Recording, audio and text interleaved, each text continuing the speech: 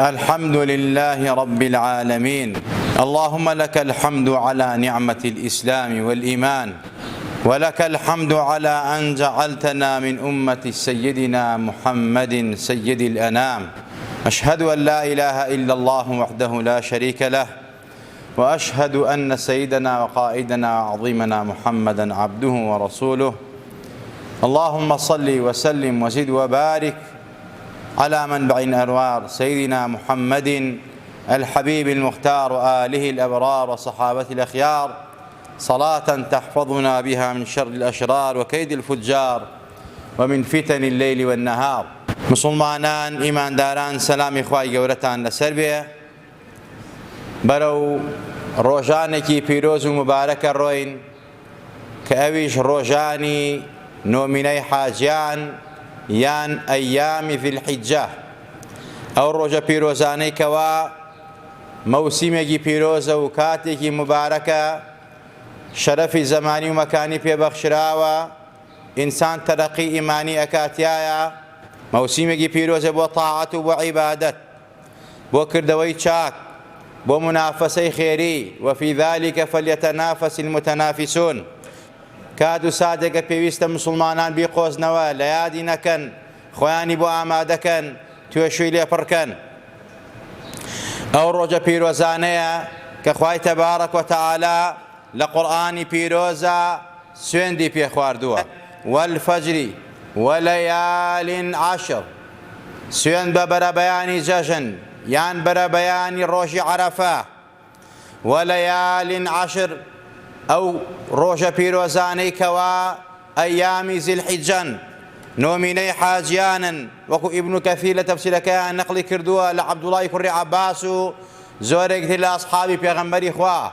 کە مەبەست پێی لەیال عەشر، مەبەستی پێی ئەیامی ذیلحیجەیە. هەتا عولەما و زانایان فەرموویانە ڕۆژانی نۆمینەی حاجیان لە دەڕۆژی ئەخیری ڕەمەزانی گەورەترە نەک شەوەکانی. ئەمە جمهوری مفەسیرین و خەلەف و سەلەفی لەسەرە، خوا دەرەجاتیان عالیکە. و پێغەمبەری نازدار و خۆشەویستمان سەڵات و سەلامی لەسەر بێ لە فەرمایشتێکی ئەفەرمێت، عەبدوڵای کوڕی عومەر ومان باسەکە ئەفەرمێت پێغەمبەری خوا فەرمی: ما من أيام أعظم عند الله ولا أحب إليه من العمل الصالح فيهن من هذه الأيام العشر فأكثروا فيهن من التهليل والتكبير والتحميد. پێغەمبەری نازدارە فەرمێ صلی الله عليه وسلم: هیچ ڕۆژانێک نییە پیرۆزتر و گەورەتر بێ، خۆشەویستتر بێ بەلای خوای تەبارەک وتەعالاوە بۆ کردەوەی چاکتیایە لە ڕۆژانی نۆمینەی حاجیان زیلحیجە و ئەیامی زیلحیجە. بۆیە پێغەمبەری خوا فەرمێت ئەم ڕۆژە پیرۆزانە بقۆزنەوە ئیمانداران و مسلمانان زۆر زکری خوای تیا بکەن، بەتایبەت لا إله إلا الله وحده لا شريك له له الملك وله الحمد وهو على كل شيء قدير. زۆر بڵێن الله أكبر، زۆر بڵێن الحمد لله على نعمة الإسلام والإيمان وعلى صحة والعافية. خوایە سپاسی تۆکەین لەسەر ئیمان و دین، لەسەر شوێنکەوتمان بۆ ڕەسوولی کەریم، و هەروەها لەسەر نیعمەتی ئەمن و ئەمان و صحەت و عافیەت. ئەمە سونەتی پێغەمبەری خوایە صلی الله عليه وسلم. لە گەورەی ڕۆژانی ئەیامی زیلحیجە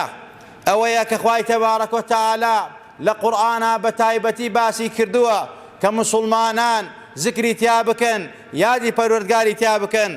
ويذكر اسم الله في أيام معلومات على ما رزقهم من بهيمة الأنعام. جمهوری زانایانە فەرموون مەبەست پێی ئەیامی معلومات ئەیامی زیلحیجەیە کە خوای تەبارەک وتەعالا فەرمێت ذکر و یادی منی تیا بکەن. فەذکوڕونی ئەذکوڕکم. گەورەترین شتێک لەسەر گەورەی ذکر، ئەهمیەتی ذکر، باەخی ذکر بەلای خوا و پێغەمبەری خوا و شەریعەتەوە، ئەم ئاەتە کافیەکە خوامێت ذکری من بکەن، ذکرتانەکەم بۆ معلوماتتان. هەرچی عیبادەتە من و تۆیکەین هەمووی بۆ ئەوەیە کە وایمە ذکری خوا بکەین، لە یادی خوا بژین، بە یادی خوا بمرین، بە یادی خواوە زند و ببینەوە. پێغەمبەری خوا صلی الله عليه وسلم لفرمايشترا كعبد الله كري عباس رضا رحمتي خواه لسربيه أفرمي بيغمبري خواه فرمي ما عمل أفضل منه في هذه الأيام يعني أيام العشر قال فقيل ولا الجهاد في سبيل الله يا رسول الله قال ولا الجهاد في سبيل الله إلا من خرج بنفسه وماله ثم لم يرجع بشيء من ذلك عبد الله كري عباس أفرمي بيغمبري نازدار فرمي صلى الله عليه وسلم هيج كاتيك كردو چاكان ئەندازە ئەم ڕۆژانە خێر نییە کردەوەی چاکەم و کاتی خێرە بەڵام لەم ڕۆژانە خێر و بەرەتەکەیونە زۆرە ئەوەندە گەورەیە حتا جیهاد لە پێناوخوا پێی ناگا ئەسحاب فەرمویان یا رەسوڵ الله کە تۆ ئەفەرمی کردەوەی چاکە لەم ڕۆژانە ئەوەندە خێرە ئەوەندە گەورەیە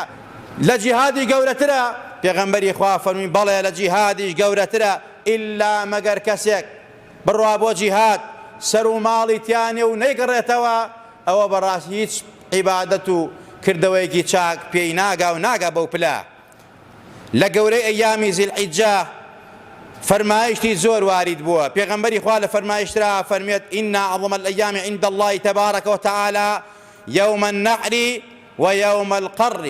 ئەفەرمێت صلى الله عليه وسلم ترینی ڕۆژەکان بەلای خوای تبارك وتعالى ڕۆژی جەژنی قوربانە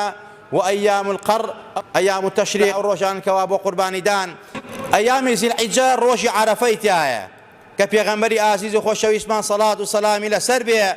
لەبارەی عەرەفەوە فەرمایشتی زۆری فەرمووە پێغەمبەری خوا صلی الله عليه وسلم ئەفەرمێت ڕۆژی عەرەفە من حسابیەکەم لەسەر پەروەردگار دای ئەنێم لەسەر پەروەردگار کە خوای تەبارەک وتەعالا ئەی کاتێکە فارەی 2 ساڵ تاوان ساڵێکی ڕابردوو ساڵێکی داهاتوو گوناهی سەغیرە نە گوناهی کەبیرە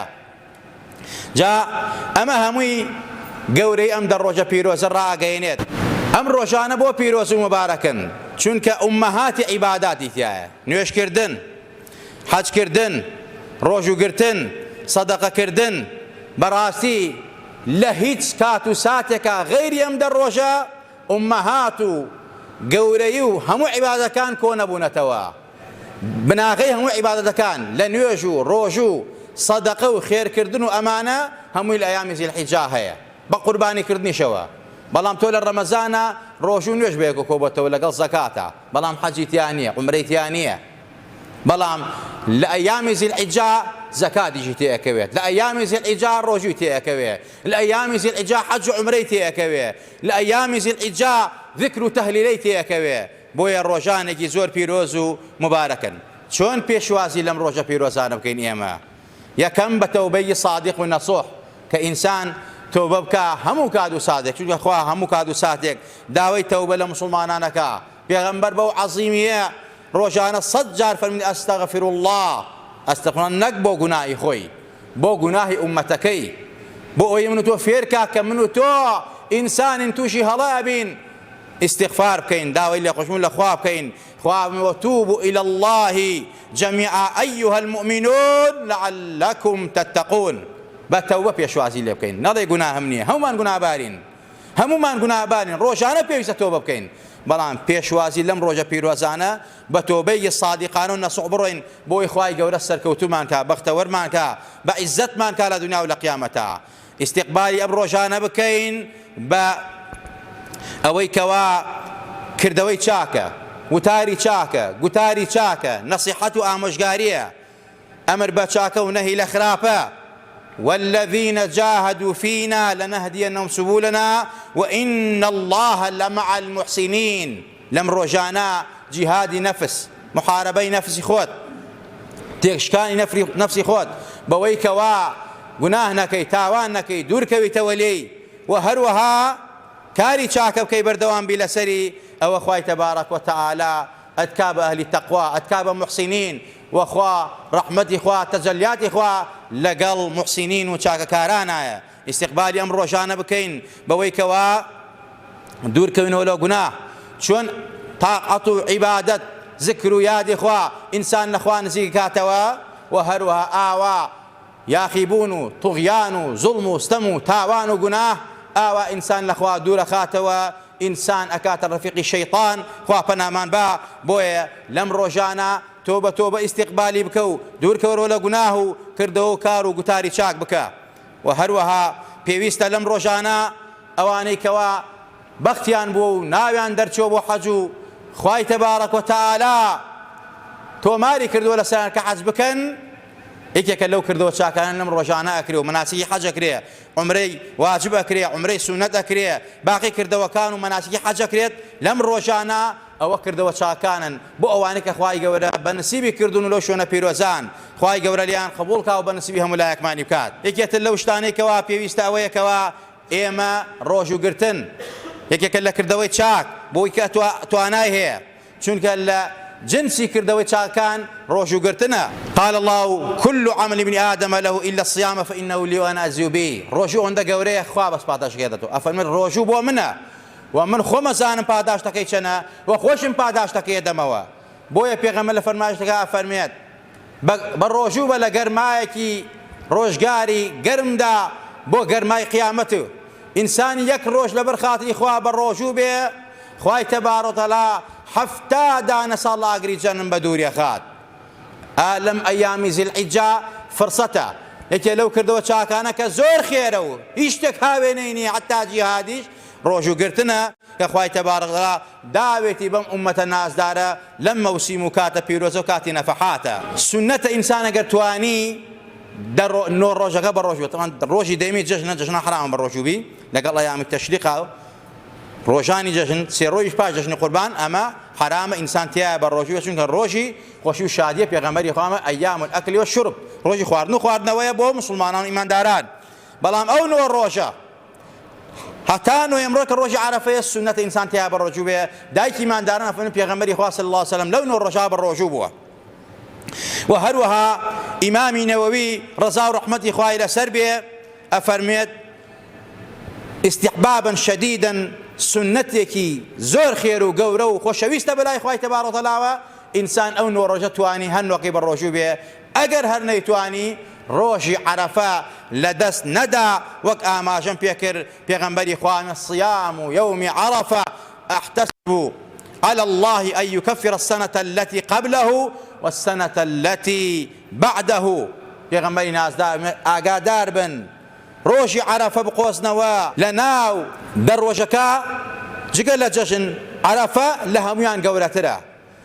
الحج العرفة ركني عظماي حاجي كأبي حاجي لعرفة بيد حاجي أو روجه خوای تبارو أندازي حجي مخلوقاتي هيا لأمتكي پیغمبری نازدار خوش و آزادانك على أجر جهنم أو أن دروجي جورو بيروزا بويا بروجوبون بتاع بروج عرفة أو نور روجا لا أعماله كردوا شاكان أويا كإنسان لم دروجا زور ذكر يادي پروردگار بكا بتاعبة تواني ختمي لا إله إلا الله ختمي استغفار صلوات دانا سر پیغمبری خواه صلى الله عليه وسلم وقت آما جمكر پیغمبری خواه فأكثروا فيهن من التهليل والتكبير والتحميد زور لا إله إلا الله الله أكبر الحمد لله سبحان الله وبحمده سبحان الله العظيم أوي أذكار أوي ويردا بيكن وصلواتش لنا أو ذكرانايا كهم ذكري پروردگارا وهم دعوة الرحمة بالروعي الرسول أكرم صلاة والسلام إلى سربية إنسان تواني لم روجانا صدقة وخير زوركا وقت شون للرمزانا صدقة يكبح وصدى لم روجانشا كأيتر بيغمي وهم جهادش بيناقا صدقه لو كردو شاكان إنسان ضلي فقير وجاران خوشكا مالكان بو آودان كاتوا دس بصري هتيوانا بيني سيلي الرعم بجي بيني كاري باشبكا صدقبكا اتربا هر صدقه لصدق كان بسيلي الرحمة وببارة بمادة بقصة بآكار بقتار أما هم تواني الصدقة بكيتو ضلي مسلمانان خوش كيتو إيمان داران بتابع فقير وجاران وخواي تبارك الله فرمي يا أيها الذين آمنوا أنفقوا مما رزقناكم من قبل أن يأتي يوم لا بيع فيه ولا خلة ولا شفاعة والكافرون هم الظالمون خواي تبارك وتعالى فرميت أي إيمان داران باور داران ببخشن لوي كواي من رسمان داون روزي مان داون دولة ما كردون باحتياج ما كردون بيش أوي كوا بقن بقيامة بقن بور روشي كوا بيع معاملة وتجارة يا دورينية ورولينية هیچ کس شفاعت بۆ کەس ناکا ئیلا مەگەر خوا ئیزنی دابێت و بەر شەفاعەتی ئەوانە بکەوێت کە پێغەمبەری خوا و هاوێنەکانیان شەفاعت بۆ گوناه بارانی ئومەتەکانی خۆیان ئەکەن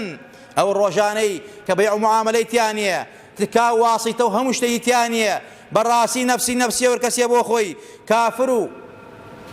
تاوانبارن زاڵم و ستەمکارن، خوای تەبارەکە نەفرەتیان لێ یەکە. هەوڵ بن لەوانە مەبن، هەوڵ بن لە چاکەکاران بن، لەوانە بن خوای تەبارەکە پێیان ئەفەرمێت وإن الله مع المحسنين، خوا لەگەڵ چاکەکارانایە. إن رحمة الله قريب من المحسنين، خوا لە دنیا و لە قیامەتە ڕەحمەتی خۆی نزیکاتەوە لە چاکەخوازان و چاکەکاران. ئەمە فرسەیەکی عومرە و تەمەنە، ئەگەر خوا بە نەسیبی بکا بۆ ئێمەی ئومەتی پێغەمبەری نازدار، بەڕاستی تەمەنێکی کورد بەڵام پاداشێکی گەورە و زۆر، ڕۆژانێکی مبارەک و گەورە کە دراوە بەم ئومەتە نازدارە، بە هیچ ئومەتێک نەدراوە. ئومەتێک تەمەنی کورتە بەڵام کاری چاکە و خێر لە بەردەمیان زۆرە. ڕەمەزان تۆ شەوێ قەدری تایە بە 1000 مانگ بۆ حسابە، لەم دە ڕۆژە کە تۆ کردەوەی چاک لە جیهاد گەورەتر بێ، لای خوا لە جیهاد خۆشەویستتر بێ، لای خوای تەبارەکە بەرز ببیتەوە، ببە ئەهلی سەعادەت، ببە ئەهلی محسینین، ئەهل الله. ئەمە بەڕاستی بۆ هیچ ئومەتێک ڕووی نەداوە، بۆ هیچ ئومەتێک نەدراوە. ئەم هەموو فەزڵەیش تەنها و تەنها لەبەر حورمەت و ڕێزی ڕەسوولی ئەکرەمە. ڕۆژی پێنجشەممەی ئاتی ئایندە یەکەم ڕۆژی ئەیامی زیلحیجەیە، بۆیە ئەم جومعە لەسەری ڕۆیشتم بۆ ئەوەی کە ئاگادار بین ڕۆژی پێنجشەممە، ئەوەی کە ڕۆژوو ئەگرێ، ئەوەی کاری چاکەی تیاکە، ئەوەی هەوڵ ئەدا کە بەڕاستی خۆی نزیکاتەوە لە خوا. ڕۆژی پێنجشەممە یەکەم ڕۆژی ئەو ڕۆژە پیرۆزەی خوا بەنسیبی وەلایەکمانی بکە. یا ربی خوا لێمان خۆش بە، خوا لە باوکو دایکمان ڕازی بە، خوا لە باوکو دایکمان خۆش بە، خوا عاقبەتمان و خێر بێڕە، خوا سەربەرزمان کە، خوا بە عیزەتمان کە، خوا لە بەڵاو باو نەخۆشی لاماندا، خوا عاقبەتی پیرەکانمان بە خێر بێڕە، هیداەتی گەنجەکانمان بە دڵ و دەروونمان فراوان کە. یا ربی خوا پڕ لە ئیمانی کە، یا ربی خوا یان لێتە پاڕێن دڵ و دەروونمان نورانی کە، یا ربی خوا بمانگێنە بەم ڕۆژە پیرۆزانە، تەوفیقمان بێ لەم ڕۆژە پیرۆزانە، بتوانین عیبادەتی تۆ بکەین، یادی تۆ بکەین، زکری تۆ بکەین، ئەوەندە عیبادەت بکەین تۆ لە خۆمان ڕازیکەین، پلەو پایەمان بەرزکەیتەوە، لێمان خۆشبی، لێمان وەرگری. یا ربی خوا عاقبەت خێرمان کەی، حوسنی خاتیمان پێبەخشی، خوا لە سوئی خاتیمە لامان دەی، خوا لە هەموو وەبا و نەخۆشیەکان خوای لێمانی لادەی، خوا لە سەرمانی هەڵگری، خوا نەخۆشینی کولێرە، نەخۆشینی کۆرۆنا، باقی نەخۆشەکانی تر، خوا لەسەر مستەمە و کۆمەڵگامان هەڵیگری. یا ربی خوا بەزەی بە حاڵمانە بێتەوە، بەکردەوەکانی خۆمانمان لەگەڵا نەکەی، خوایە بە ڕەحمەتی خۆت و سۆز و میهرەبانی خۆت خوای ڕەحمان پێ بکەی، خوایە گوناهبارین تاوانبارین، چاوەڕێی لوتف و ڕەحمەتی تۆین پەروەردگارە، تۆ ڕەحمان پێەکەی، تۆ سەرمانەخەی، تۆ لامانەدەی لە بەڵاو باو نەخۆشی، تۆ ڕزق و ڕۆزیمانەدەی، تۆ خێر و خۆشیمان بۆینی پەروەردگارە. یا الله یا الله چی خێر و خۆشی برژێنە بە سەرمانە. یا ربی خوا لە دەپارەینەوە بە ئیمان و بمانژێنە و بمانوێن و زیندومان کەرەوە، لە ڕۆژی قیامەتشا لەژێر سێبەری عەرشی خوددا دامان بنێ، لەژێر پەرچەم و بەیداخ و عەلەمی لا إله إلا الله ومحمد رسول الله کۆمان کەیتەوە لە خزمەت ڕەسوولی ئەکرەمە لەسەر حەوزی کەوسەر، بەدەستی و پێغەمبەرە نازدار ئاوی کەوسەرمان بیتێ، نەتوینێتی نەکبەتی دنیا و قیامەت ڕزگارمان کەی پەروەردگارە. ئەو پێغەمبەرە بانگمان بکە، سەڵات و سەلامی لەسەر بێ، دەرمان نەکا، بە ئومەتی خۆی ئەژمارمان بکە، پەروەردگارە لە دەپارڕینەوە. یا ربی خوا شیفای نەخۆشەکانمان بی، ئەوانەی داوای دوعای خێران لێ کردوین لە دەورەی وڵات، لە ناوەی وڵات نەخۆشیان هەیە، خوا شیفای عەجز و پەلایان بۆ بنێرە، خوا زەلیلی سەر جێگایان مەکە، خوا شیفای دڵ و دەرونی هەموو لایەکمان بە، شیفای نەخۆشەکانی ماڵۆمان بە، شیفای نەخۆشی خەستەخانەکانمان بە، شیفای تەواوی نەخۆشی مسلمانان بە پەروەردگارە. یا ربی خوا ئەوانەی گیر و گرفتیان هەیە، ئەوانەی کێشەیان هەیە، خوا بۆیان چارەسەرکە، لە بەڵاو و بالایاندا کێشە و گرفتەکانن بۆ چارەسەرکە، ئەوانەی کێشەی عایلەیان هەیە، ئەوانەی کەوا ناڕەحەتن گیرۆدەن بەدەست بەڵایەکەوە خوا لەسەریان هەڵگرە. یا ربی خوا زاڵم و ستەمکار زوڵم لە ئێمەش و ئەوانیش و تەواوی مسلمانان نەکا، زاڵم و ستەمکاران یان هیدایەتدا یا لە ناویان بەرەو لە کۆڵی مسلمانان نەکەیتەوە. یا ربی خوا کار بەدەستی وڵاتمان بۆ ئیسلاحکە، ئیمان و ئیسلامیان بەرێ، ئەگەر شایستە و قابلن، یا ربی خوایە گیان ئەگەر شایستە و قابل نین، زاڵم ستەمکارن، نان بڕ و قوت برن، دش بە میلەتن، دش بە خاک وڵات و نیشتیمانن، دش بەم گەل و میلەتە فەقیرن، خوای عالیا سافی لە کۆمانەکەیتەوە. یا ربی خوای گیان دەپارڕینەوە، نەزا و دوعاکانمان قبول کەی. آمین آمین. أقول قولي هذا وأستغفر الله لي ولكم ولسائر المسلمين.